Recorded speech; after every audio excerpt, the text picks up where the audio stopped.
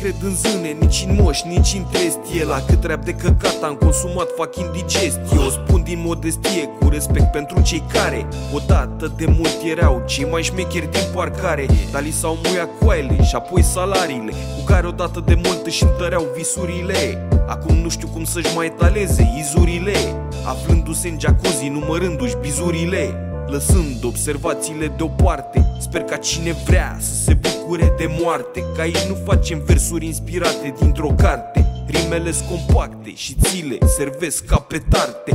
Poți să guși din ele că scalde de la cuptor. Eu le-am preparat ca tu să mă iei în colimator. Nu fi bulangiu, că te lepă de intenții. Poate îți fut una ca să circule curenții. Toți aveți numai pretenții, dar pula banii. A tot știutori și ai țării cămătari. Dar uite că trebuie ani, am fost și eu acolo. Am zis că nu mai fac, dar mă plimb de colo-colo. Mai scot câte una solo sau cu colegul Ciolo.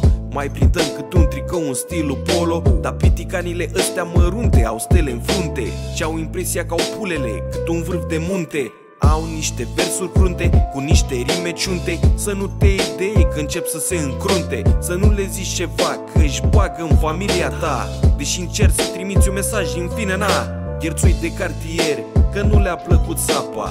Nu sunt conștienți că tot ai lor au săpat groapa, vrând să muște din asfalt, exmatriculați din bac. Au dat teama la oraș să simtă fluturi în stomac. Stai că doar m-am încălzit, că e prea frig. Ți-am captat atenția și încep să te intrig. Las-o bre așa, eu produc pentru ureche. Nu fac dedicații pentru suflete pereche. Nu fac gologanul, că e înfrățit cu dracu. Și dacă l ating înțeap mai tare decât acu. Asta spune popa cu crucea sub patra fir.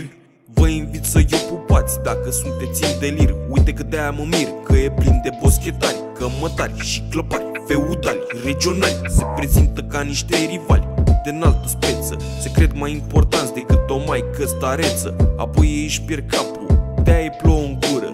Totul e posibil când deții o tastatură. Da, ei n-au învățat că lauda de sine îi doboară tot pe ei și nu miroasea bine. Peste tot comentatorii de meciuri de stradă, în cârcium se așteaptă ca parlamentul să cadă. Apoi ei vin și latră, prin mulțime se remarcă. Dar n-ai cu cine coaie, că-s puțini așa că nimeni nu-i dezgheață, că sunt stăpâni pe viață. Dar viața e hoață, când te prinde îți dă ceață. Orbi de durere și de muncă și de glas. La final tragi linie și vezi ce-a mai rămas.